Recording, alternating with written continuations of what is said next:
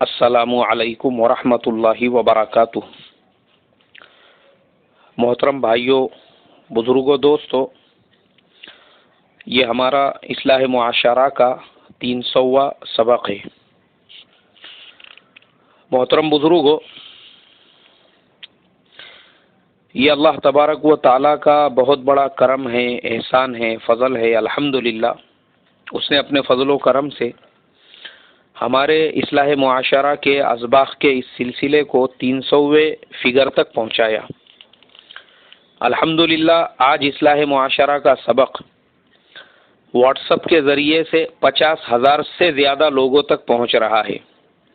اور یوٹیوب کے اوپر 10 لاکھ سے زیادہ لوگ اب تک اصلاح معاشرہ کے اسباق کو سن چکے ہیں، جن میں سے بعض اسباق ایسے ہیں جن کو 2 لاکھ سے زیادہ لوگوں نے سنا ہے،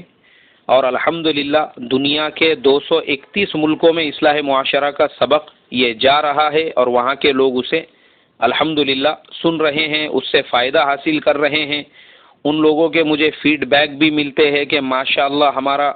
یہ جو ڈاؤٹ تھا، یہ جو شک تھا، یہ جو شبہ تھا، وہ اللہ نے پوری طرح سے کلیئر کر دیا آپ کا سبق سننے کے بعد میں۔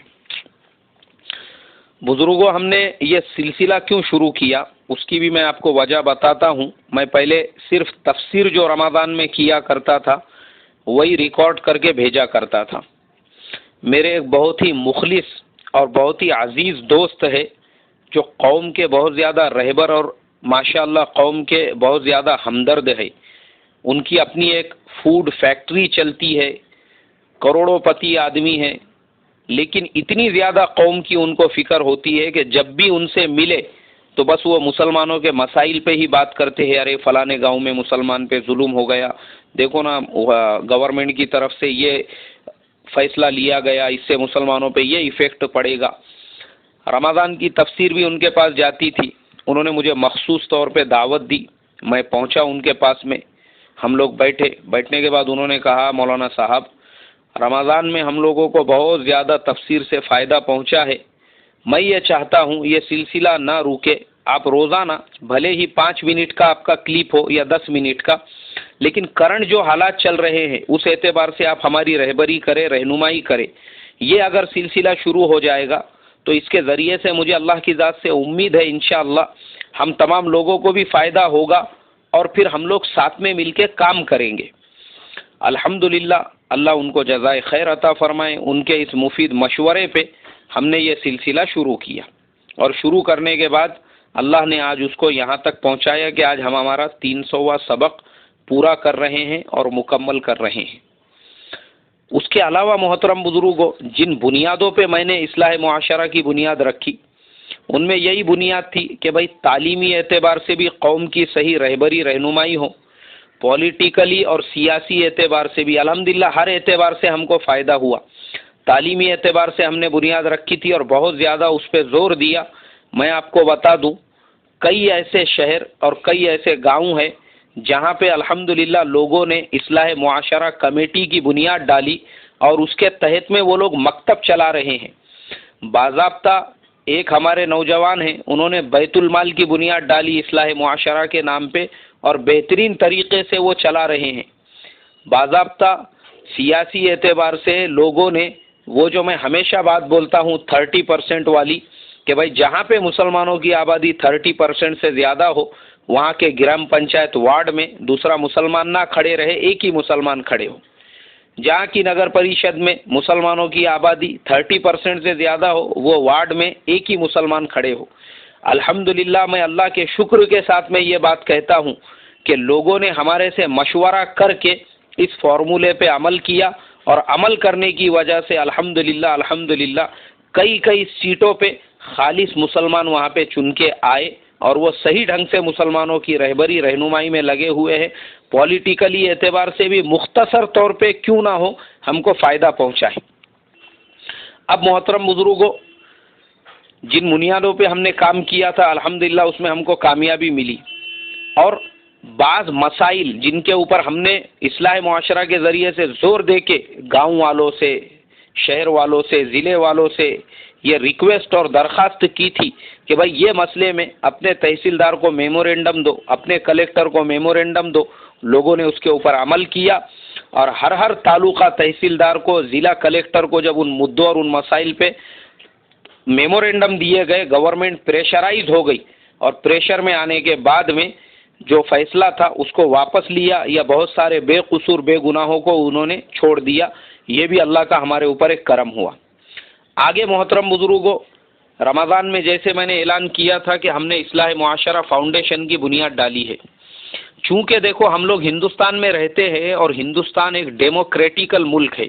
ہم کوئی بھی کام کریں تو ہمارے ملک کے قاعدے قانون کی حدود میں رہ کر اگر کریں گے تو وہ ہمارے لیے زیادہ بہتر ہے۔ تو میرے ایک سی اے دوست ہے، جو میرا اپنا جو پرسنل فائنینشیل ٹرانزیکشن ہے اور میری اپنی ایک چھوٹی سی کمپنی ہے، اس کا پورا کام کاج وہی دیکھتے ہیں۔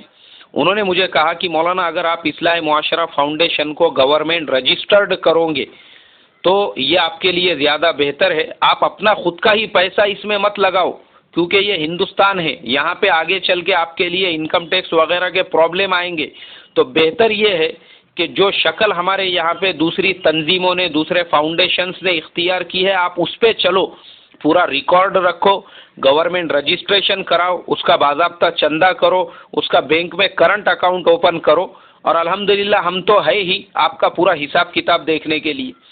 ان کے اس مشورے کے بعد میں رمضان کے مبارک مہینے میں ہم نے اصلاح معاشرہ فاؤنڈیشن کے گورنمنٹ رجسٹریشن کی پروسیسنگ شروع کر دی۔ اس کی فائل ہماری جو ہے چیریٹی کمیشن میں دی ہوئی ہے، 2-4 مرتبہ میں تاریخ پہ وہاں پہ حاضر ہو کے آ چکا ہوں، لیکن ابھی تک اس کا ہم کو رجسٹریشن نمبر نہیں ملا ہوا ہے، میں اسی کے انتظار میں ہوں۔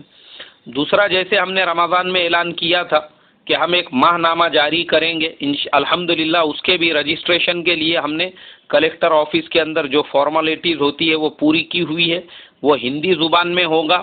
چونکہ ہمارے وہ بھائی جو واٹس اپ وغیرہ یا جن کو سوشل میڈیا نہیں سمجھتا ہے، ان تک ہر مہینے یہ ہندی میں کتاب پہنچیں گی۔ چونکہ ہندی میں ہم نے اس لیے ارادہ کیا، جن لوگوں کو اردو پڑھنا آتا ہے وہ آرام سے ہندی پڑھ لیتے ہیں، لیکن جن بھائیوں کو گجراتی، مراٹھی یا کنڑ وغیرہ آتی ہے، ہندی آتی ہے، وہ بھائی اردو پڑھنے میں ان کو بہت زیادہ تکلیف ہوتی ہے، تو اس لیے ہم نے ارادہ کیا کہ بھائی ہم کو امت کی سہولت والا قدم اٹھانا ہے، تو اس کو ہم نے اس لیے ہندی کے اندر کیا ہے، اور وہ جیسی رجسٹریشن وغیرہ کمپلیٹ ہو کے اس کا ہم کو سرٹیفکیٹ ملے گا، انشاءاللہ اس کی فارمیلٹیز بھی ہم لوگ پوری کر کے آپ کو میں اطلاع دے دوں گا کہ کب سے ہمارا اس کے اشاعت کا ارادہ ہے بول کے۔ تو اس کے لیے محترم بزرگوں، آگے پھر یہ بھی ہمارے عزائم میں ہے کہ چونکہ آج مجھے روزانہ 50 سے زیادہ لوگوں کے مسائل کے لیے میسج آتے ہیں، اب ہوتا یہ ہے کہ میری اپنی مصروفیت کی وجہ سے میں ان کو فوراً رپلائی نہیں دے پاتا ہوں،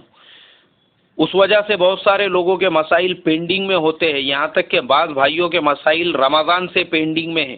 وجہ یہ ہے کہ اس کی میں نے کئی کتابوں میں تحقیقات کی، مجھے اس کا جواب ملا نہیں۔ اب ہو رہا ہے یہ کہ اور آگے کے جو نئے مسائل آ رہے ہیں اس میں وہ مسائل اور پیچھے چلے جا رہے ہیں، تو اس کے لیے میں نے ہمارے یہاں پہ ایک چلتا ہوا رننگ میں ایک دارالافتاء ہے، وہاں پہ میرے ایک استاد محترم ہیں جو مولانا خالد سیف اللہ رحمانی کے یہاں پہ 2 سال کی تربیت لے کے آئے ہوئے ہیں، تو میری ان سے ملاقات ہوئی تھی، میں نے تفصیل کے ساتھ میں ان سے کہا کہ حضرت اب ہمارے پاس جتنے مسائل آئیں گے ہم آپ کو فارورڈ کریں گے، اب آپ کی ذمہ داری یہ بنتی ہے کہ آپ اسی دن ہم کو اس کے جوابات دے دینا، تاکہ آپ کے دارالافتاء کے کاغذ کے اوپر آپ کے اسٹیمپ، آپ کے مفتیوں کے سگنیچر کے ساتھ وہ پیپر ہم ان کو اسکین کر کے بھیجیں گے، تو ان کے پاس میں ایک ایسا مدلل فتویٰ ہوگا جو باضابطہ ایک دارالافتاء سے تصدیق شدہ ہوگا، تو عمل کرنے میں بھی اور اس کو فالو کرنے میں بھی ان کے لیے کوئی پرابلم نہیں رہے گا۔ تو یہ بھی میرے محترم بزرگوں، جب ہمارا گورنمنٹ رجسٹریشن ہو جائے گا تو اس طرح سے ہم کو یہ تمام کام کرنا ہے۔ تو آپ تمام لوگوں سے یہی درخواست ہے، جیسے آج تک آپ اصلاح معاشرہ کا تعاون کرتے آئے ہیں، آگے بھی آپ ہمارا تعاون کریں۔ بہت سارے بھائیوں نے رمضان میں ہمارا تعاون کیا تھا، لیکن ہمارا رجسٹریشن نمبر نہیں ہونے کی وجہ سے ہماری بک ابھی تک بنی نہیں ہے، اور نہ ہی ہم نے ان کو رسید دی ہے، تو ان بھائیوں کے نام میرے پاس لکھے ہوئے ہیں، جیسے ہی ہمارا رجسٹریشن ہو جاتا ہے ہم اصلاح معاشرہ کا ایک کرنٹ اکاؤنٹ بنائیں گے، اس کا حساب کتاب سب الگ رکھیں گے، اس کے بک جب چھپ جائیں گے تو تمام وہ مدد کرنے والے جنہوں نے رمضان میں، اس کے بعد میں اور اب تک بھی جو جس طریقے سے ہماری امداد کر رہے ہیں، ان کو باضابطہ اس کی رسید بنا کر ان کی خدمت میں بھیج دی جائے گی، اور انشاءاللہ آگے کے یہ عزائم ہمارے اسی طرح سے چلتے رہیں گے۔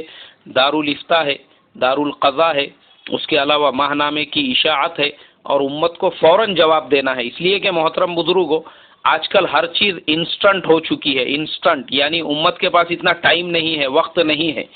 تو فوراً اگر ہم جواب دیں گے تو صحیح رہبری ہوں گی، صحیح رہنمائی ہوں گی۔ آپ تمام لوگوں سے یہی درخواست ہے کہ جیسے آپ لوگ ابھی تک اصلاح معاشرہ سے جڑے ہیں، آگے بھی آپ اسی طرح سے اس سے جڑے رہے، اور خصوصاً اس کے لیے اللہ تبارک و تعالیٰ سے دعائیں کرے